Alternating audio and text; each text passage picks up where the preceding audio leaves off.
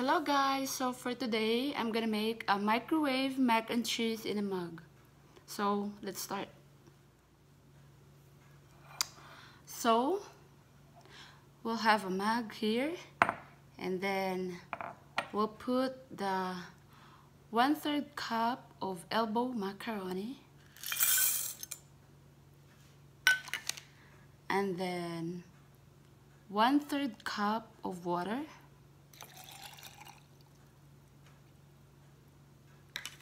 so you will put this in the microwave for 2 minutes, and then you need a plate.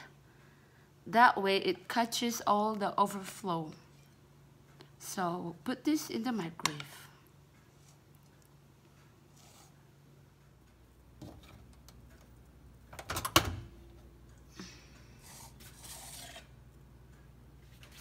Put this.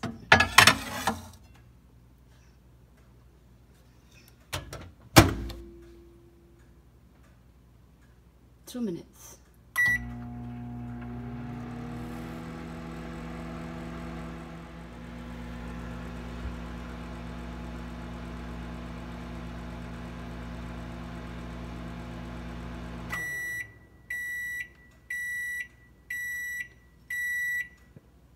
So ayan, 2 minutes na guys. So kukunin na natin.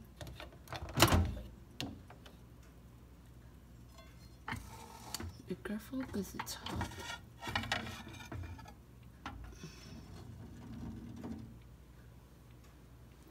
Ooh. So pagkatapos po ng 2 minutes, i-mix lang po natin siya. After po nung na-mix natin, so ibabalik po natin siya ulit ng 2 minutes. Ooh.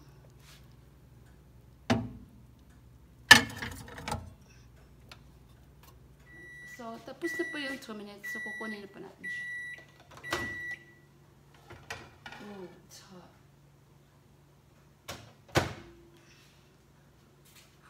So, ito na po siya guys. So, i-mix na po natin siya guys. So, we will put the 2 tablespoons of milk.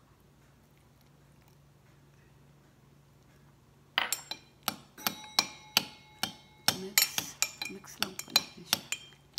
And then 1 tablespoon of butter.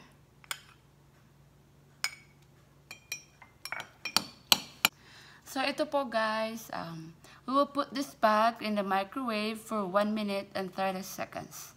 So, put this back.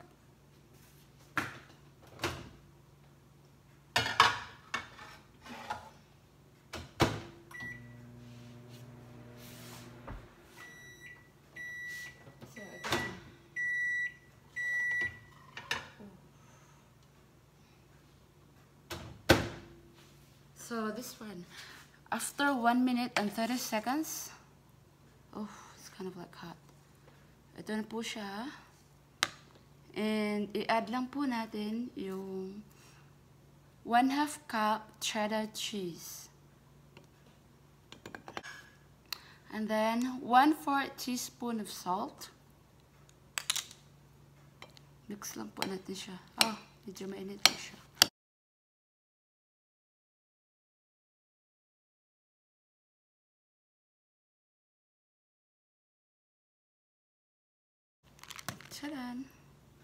So this is it, and then we'll put this back again for another 30 seconds.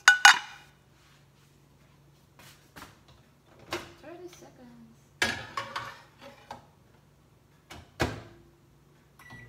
Yan po. 30 seconds po. So ito na po siya after 30 seconds. Ooh.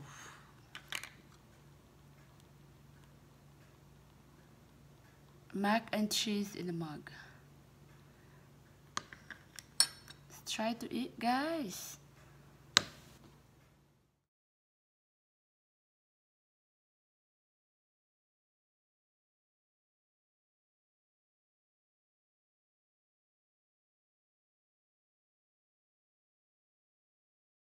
Hello. So this is it. You just put a bread, and then ready to eat.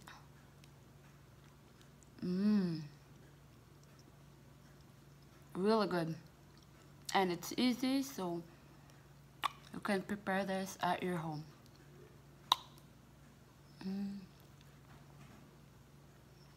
So thank you for watching, and see you in my next video. Bye bye.